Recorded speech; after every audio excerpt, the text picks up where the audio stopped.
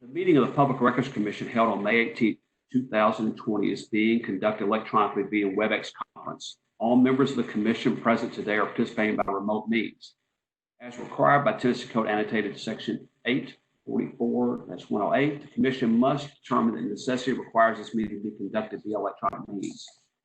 Pursuant to Executive Orders number 60 and 34 issued by Governor Lee, the commission finds that the current state of emergency justifies and requires that the essential business of this commission should be conducted electronically in order to allow for proper social distancing to be observed for the benefit of the health, safety, and welfare of all Tennesseans. In accordance with Governor Lee's executive orders, this meeting is being conducted in an electronic manner that allows this commission to conduct its business while also allowing the public to access and participate in the meeting. Tennessee Code Section 10-7-302 requires this commission to be twice annual. In order to ensure that this requirement can be met and the business of this commission can continue in a timely fashion, the commission finds that the business to be conducted today is essential and that meeting electronically is necessary to accomplish the responsibilities entrusted in this commission. I would move that we approve this finding of necessity on the record. Can I get a second? Second. Okay. Eddie Weeks, was that you? Yes, sir. Okay, great. We do need to have a roll call vote just to confirm that, and then we'll move on. We'll have roll call votes on every item. Kevin, do you mind calling the roll, or Jasmine, whoever? I'll do so. Eddie Weeks. Aye. Trent Andrews. Aye. Rick Dubray. Yes. Rachel Harmon.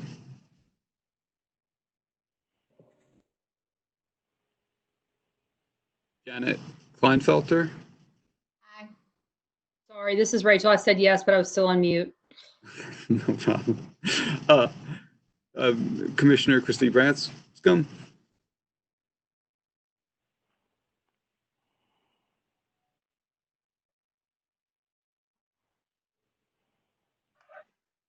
Commissioner, I think, there you go. Okay, and Secretary Hargett. All right, so the motion does pass. We will be able to conduct the meeting electronically. We can, first item of business, Mr. Callahan, looks like approval of minutes from November 12, 2019 meeting. Normally I can count on Mr. Weeks to tell me where we have errant commas and periods and floating spaces. I will move we approve. Second. Oh, wow. Probably second. All right. Any discussion about the motion? Mr. Weeks, in this pandemic and the world of elections, it's good to have a laugh. So thank you for that very much. So Absolutely, sir. Hearing no further debate, we will now take a vote on approving the minutes. Mr. Callahan, call the roll, please. Commissioner Branscombe.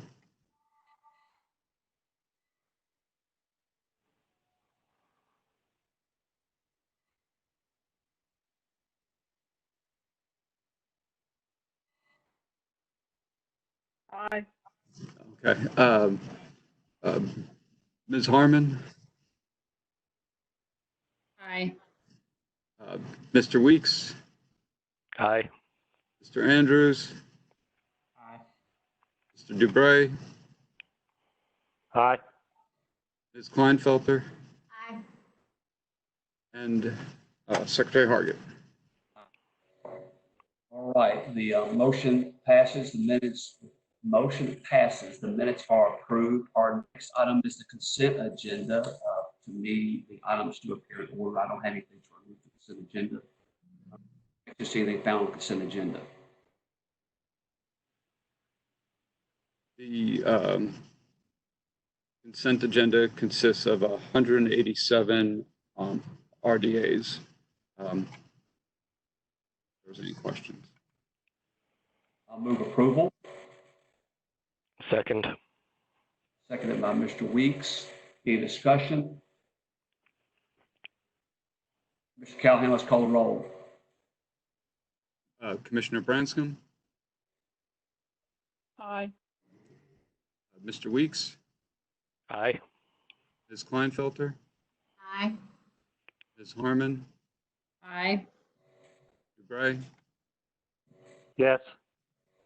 Mr. Andrews, Aye. Secretary Hargit. All right, so the items found on the consent agenda. Our next item is RDAs for discussion. Mr. Callahan, what do we have? We do not have any RDAs for discussion. It should be a pretty brief discussion then. That doesn't require a motion. I'll go ahead and give us a records manager report then, Mr. Callahan. Okay, so we continue to meet with our agencies during this time, just electronically, and we are continuing to conduct our weekly meetings with Library and Archives and the Comptroller's Audit Division. As you saw that we have now created, revised, or retired 2,243 RDAs, and the breakdown of the 187 this month that were just approved were 162 retired, 19 revised, and 6 created. So we will, depending upon the agency, we've continued to meet with the agencies to advise on information governance issues. We're utilizing more WebEx meetings, teleconferences, and we even conducted our training class via WebEx yesterday. And actually last month we taped it via WebEx and then sent it out. I am not the best one on that. That's why Mark and Benton have been doing those. So we are continuing to meet the needs via deliveries for the records. I want to acknowledge the hard work that Cox and Darren Lacey are doing as they are practicing social distancing and utilizing personal protective equipment, but they're continuing to deliver the records to the agencies that are requesting from the State Record Center. So we'll continue to do that and practicing the safe methods. And so we're doing more scheduling to accommodate agencies that have extra safety measures in place. I want to update the numbers on the March tornadoes. We had some, obviously terrible ones hit the state, and unfortunately, lives were lost.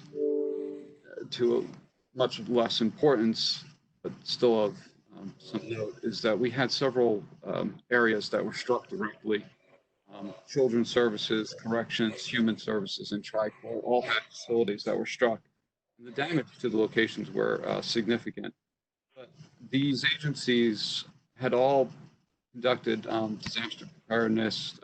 They had been, for years, have implemented programs to safeguard their records. And so when you get hit with a tornado like that, worst case scenario is to see paper everywhere. We did not have that because the agencies were utilizing those extra precautions to keep the records secured. And they cooperated and initiated their disaster recovery plans with the assistance of General Services, who did a great job in coordinating the arrival of heavy equipment, as well as Belfour Recovery Services. So those, within a week, even Corrections, all of their records had been removed and taken off site. And so continuing to move forward, but the agency's planning did work. So I do want to give all 4 of those agencies credit for the hard work that they did in preparation, but then also in the follow-up. They did a great job. And then the other item to let you know is that I have not heard any request for anything changed on the electronic records policy that we updated and presented for review at the last meeting. It is on the agenda. The Commission wishes to approve the update. All right, thank you, Mr. Callahan. Any questions for Mr. Callahan?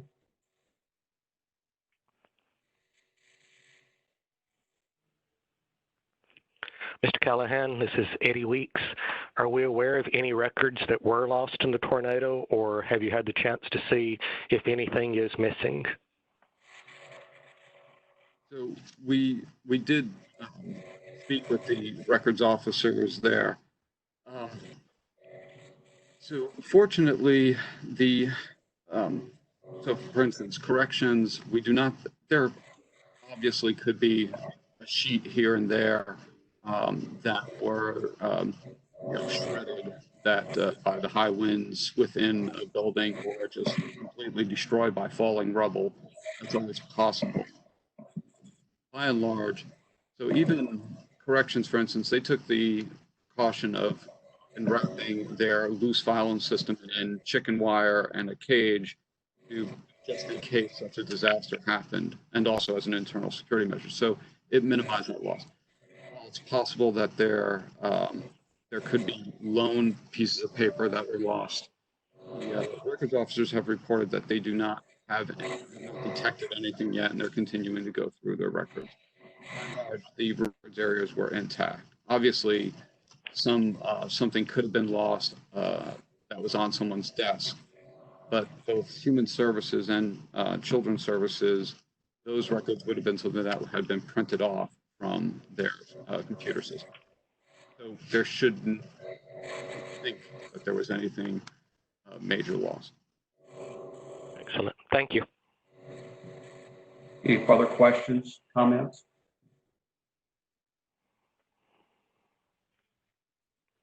Okay, Kevin, let's go into the electronic records policy revision. The electronic records policy, as we discussed at the last meeting, was originated in 2011, was approved by the PRC, and it had not been updated. So we updated it to bring it the language up to date and to address a few items of how things were regarding the way the technology changes, the wording thereof. The red line edition was included. We worked with Library and Archives and STS to do so. So not significant changes. It's a lot of updates on language. The main thing being the format types that are preferred by Library and Archives.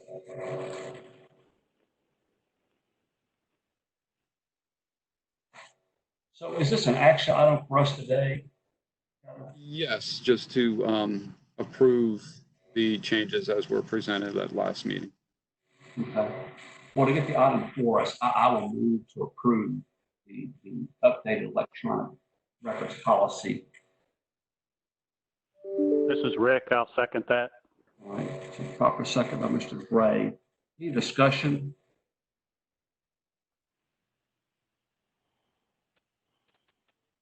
Okay, hearing none, then I'll put it forward for a vote. Mr. Callahan, will you go ahead and call the roll for us, please? Sure. Commissioner Branscombe? Aye. Mr. Weeks? Aye. Ms. Kleinfelter? Ms. Harmon? Aye. Mr. Dubray?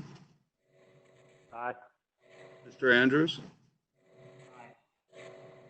Secretary Hargett? Aye. All right, the motion passes. The revised electronic records policy has been approved. Our next item is old business / public questions. Get anything from the panelists or other attendees? And I assume we have other attendees, they can use the chat box, correct? Kevin? Correct. Okay. They can, there's a thing, icon they can hit to raise their hand, and then Ms. Taylor will.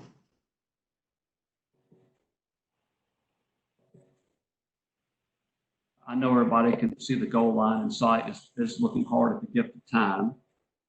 But Kevin, do you mind taking just a couple of minutes to talk about some of the discussions we're having with UT in regards to their willingness to pay their share of the records management fee?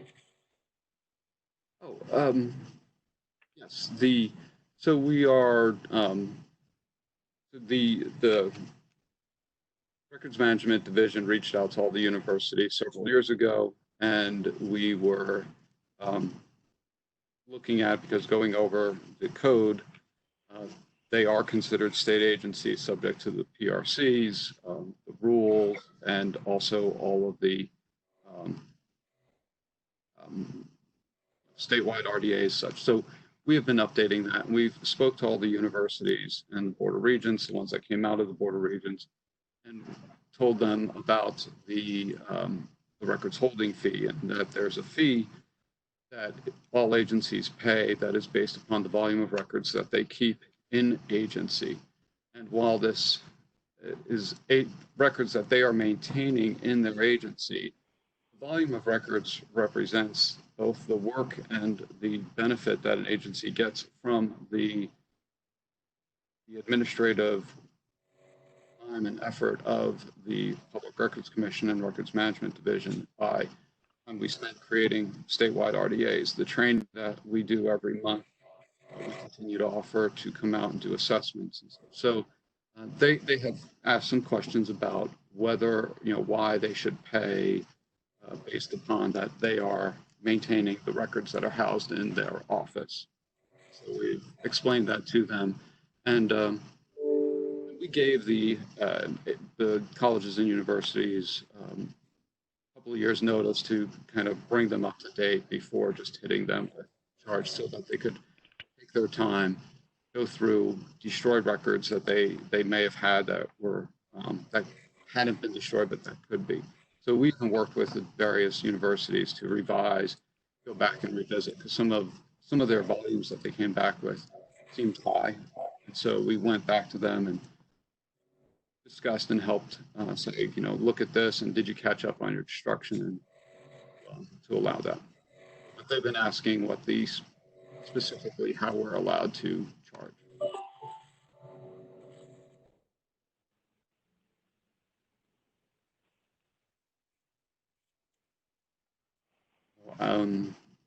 We have sent them, we've invoiced them as we do the universities and the Board of Regents.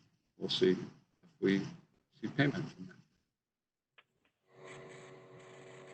All right, thank you, Kevin. So unless there's anything else, I know Janet Kleinfelder's got, but she's got to go kick. So I'm going to adjourn. Can I get a second? Second. All right, properly moved, properly seconded by the general. If we can, Mr. Callahan, let's call the roll so we can adjourn. Okay, Commissioner Branscombe. Aye. Mr. Weeks. Aye. Ms. Kleinfelder. Aye. Ms. Harmon. Aye. Mr. Dubray. Yes. Mr. Andrews.